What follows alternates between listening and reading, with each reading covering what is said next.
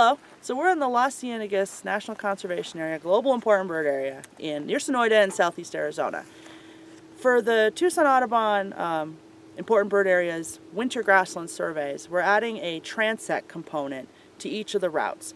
Now we're doing this one as a separate video since other groups may be using this protocol for efforts of their own, slightly different habitats, different target species, but this is an all bird transect survey, so it applies to many different locations and habitat types and species types. So for our efforts specifically, we're targeting chestnut-collared Longspurs, but this is suitable for other habitat types too. So let's quickly go over how a transect works. Now, I like transects as surveys when you're utilizing birder volunteers because it feels pretty straightforward and I think intuitive to understand. The point of a transect survey is that you are walking a line. It does not have to be a perfectly straight line. Like for instance, if you're following, the curve, of a creek or something, you can do that. For our efforts though, since we are in grassland habitat where it's typically possible to do a perfectly straight line because there aren't that many trees in the way or anything, we're going to be doing pretty much perfectly straight lines for the Tucson Audubon winter grassland survey effort. Now, what we're doing is 200-meter lengths of segments, and each team will have several of them throughout their route. And the point of these surveys is that they happen the exact same location, multiple times in a winter and over years, that these happen the exact same way. And that's the point of a survey like this, that it's the exact same location and we get data, we're tracking over time, not things changing over space or distance. So they will be GPS, so you'll have to use a GPS, and we're going to have another video on how to use a GPS. They're going to be GPS based, where there will be a start point that's very specifically pinned to the ground, and if possible to a landmark, makes it even easier to make sure that everyone's doing this accurately. And then we'll have an end point that is specifically GPSed. You can use a GPS to track your direction, to totally beeline for a goal location. So we're going to do that as much as possible using a GPS. We're also going to have ours orient, east-west, the Tucson Audubon Winter Grassland Survey. If it's for a different protocol that may not orient exactly east-west, but ours will, which will make it even easier, I think, to start on the east end and walk west so the sun's behind you, but also it's going to make it so you can just use a compass if you want and make sure you're staying right on course as you do your survey. So how you do a transect survey is for the whole survey effort, whatever project you're working with, you want to make sure you have a cover sheet filled out and you only need to do this once for the day, for the team, but it's sort of exactly where you were, the date, who was there. It's important to note all the surveyors who were helping, and then some weather information in the site comments area. If you have any comments about the conditions of the road or other animals you saw or anything, this is where you can put that, so comments for the whole area. And then you use your transect sheet. So you're going to need one of these, at least one, depending on how many species you have, but you need a separate transect sheet for each of the transects that you do that morning. They will all have a name, so you need to make sure you identify the transect. So it has here, survey location, which would be, in our case, Las Cienegas. The date, again, just in case the sheets get separated, and then a transect name. So your transect will have a specific name that you're doing. And so you want to put each one on their own sheet, each transect, and it's pretty important that you do these consistently. So for our effort, they're going to be east to west from the start point to the end point, and you want to be sort of just recording all species that you see. And we'll have a separate video on how to fill out this data sheet specifically with a kind of close-up of filling out the sheet. But the general idea is that you put the species, whether it was audio, visual, or both, a total count, and you're going to estimate the distance too. And then there's other information about males, females, juveniles, and then a comment area. And there's many codes that can be useful when you're doing a survey. So for our efforts, Tucson Audubon has pre-made clipboards that have these codes printed out and taped right to the clipboard. If you want to make one of these yourself, this sheet of the codes is on our website, on the aziba.org website, where all these protocols and data sheets are available for download under the Resources tab. One of the things that's available for download is these codes. These are totally standardized, the same codes you would find in eBird or in a breeding bird atlas. And they're things like, S for singing, B for nest building, so nest building of birds, NB for nest building of an actual nest site, and then things like FL for fledged young, ON for occupied nest. So those are all laid out here on the clipboard for when people need them. These come up less in the wintering surveys, but in case this is an effort that's happening in the breeding or a different time of the year for the project you're working on, those codes are good. And they're also habitat codes that are standardized. And then we have some general behavior codes like perched and preening, perched and sleeping, foraging, calling. So these codes can be really helpful to put into a data form. So what you're going to do as a team of 1 or 2, or if you have several people, maybe they stand off to the side. There really shouldn't be more than 2 people walking a transect. And the protocol, the printed protocol will cover this. You're going to go together in a straight line. You want a primary observer. That's the person wearing the binoculars who's the primary observer. And then you want sort of the person with the clipboard. If it's a team of 1, obviously you're doing both of those, with the clipboard and the observing. But as you move at a steady pace through your 200-meter long transect, you're going to be recording all the birds that you encounter. And you're going to potentially flush things.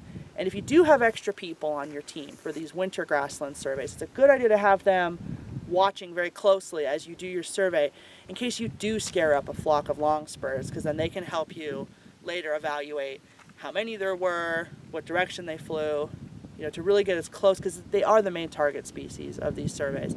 So you really want 2 people walking the transect. If there's a pair of transects in this location, which there often will be, maybe you could, if you're a team of 4, break up into 2 teams of 2 to do the 2 transects simultaneously. That's fine. You're going to walk your 200 meters, recording every bird that you encounter. But what's really important concept with transects is the distance. So you record the distance. In our effort, how you record distance is with wide categories. Some survey efforts, more technical survey efforts, will ask you to estimate an exact distance from the transect line. We do ours as a broader category. But the main point that you need to understand about a transect is that you're walking a line, okay? You're moving, can you see it okay? You're moving in one direction. Okay, so you guys are walking this line, moving in this direction. And then, what's really important to understand is that you have truncation distances. So these are distances along your transects. So in this case, this one will be 50 meters. And this is on both sides. You need to keep track that that's 50 meters. And then another 50 meters away, which then becomes a total of 100 meters out from the line. Now you're walking the transect. Okay, so you can almost think of this as like a rectangle of space that you're surveying, and you're walking through the center of it. And birds that are within 50 or 100 meters are considered part of the survey. These are birds that are in, okay? And if you encounter a hawk more than 100 meters away from this center line, you can count that bird. You can put him on the survey, but he's going to be supplemental. But it's still important to note that bird was there if you are able to see it, because indeed 100 meters is pretty far. So 100 meters away, more than 100 meters, you can record that, but just make sure you put that it's more than 100 meters away on the data sheet, which then counts as a supplemental bird. So birds that are within 100 meters are what counts. If you can see a bird and it's a small to medium-sized bird, it's probably within 100 meters. 100 meters is pretty far, and in our workshop we'll go over exactly what 50 and 100 meters looks like in the field. But a really important thing to note too, conceptually, about transects is that if you're way down here, you're starting your transect down here and you're moving through it, and you see a bird over here, you need to keep in mind you're not recording the distance from your location to the bird, which is quite far in this case. That's not what you're recording. You need to document how far that bird is to the transect line. So if they're pretty far ahead, but they look like they're close to the transect line, this is the distance you need to record, not how far away the bird is from you. This is a really important concept in transects, and once you've done it, it's quite intuitive, but you really need to be careful about this. And the fact that our data sheet and our protocol utilizes 0 to 50 and 50 to 100 makes it, I think, even easier to do this correctly. If you're trying to know exactly if this is, 28 meters exactly, that can be a little more difficult. And some protocols do ask for that. And that can be more challenging and take some more practice. But we're doing the 0 to 50 category where you just like check mark it, and then 50 to 100, which makes it, I think, a little bit easier. So this is the basic concept of a transect. You're moving through. You have a specific start point, a very specific end point. If you see good birds just past the end point, they are supplemental. Doesn't matter how good they are. You can record them, but they are supplemental. Because this is very, very important that you stay within this survey area, because people are going to do this one year after year, and we want to have as accurate information as possible to compare over time. So that's the basics of a transect. The real important thing is make sure you use the correct start and end point. Make sure everyone is watching very carefully and listening very carefully, because birds that you hear but don't see, that you can identify, are part of the survey. You don't have to see them to do it. Another thing about transects too is if you're walking your route and you see a bird flush or something, and it looked really interesting, it looked like a good thing for the data, but you didn't quite get on it, but you saw where it landed and it's not too far from the transect and you want to go get it, protocol does allow that. You can do that. So let's say you were right in this location when you, what was that? And you guys want to go as a team, you can either have one person stand here and send the other person to go look for the bird, or you can both go, but I highly recommend you mark the exact location where you left the transect. I usually leave my backpack, something like that. Leave a backpack or something right on the location, because you want to go out. If you do this, you don't have to for sure, but go out, get more information on the bird, and then you want to return right back to the transect and keep going. You don't want to like angle back in and miss some of the transect. You want to beeline right to where you were and then continue up the transect. You don't want to then go this way or, wander back. You want to go straight back and continue as quickly as possible. Because that's really key, is that you're moving this at a pretty steady pace in one direction. If you see things behind you that are in the survey, you can, of course, include them, but they have to be within this area. They can't be ahead of the start point or beyond the end point. So transects, I think, are pretty easy. They make sense to people, since most people, when they're birding, are moving, in one direction, and the idea of double counting, I think, makes sense to a lot of birders. You want to avoid that as much as possible and stay within that survey area. Good birds can still be documented, but they're supplementals.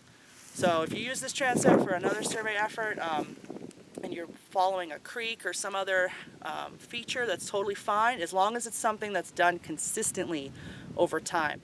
That is the key with transects. They need to be consistent, and they need to be moving in one direction and have those same start and end points specifically there. So hope you guys have fun doing your transect surveys as part of your larger survey effort.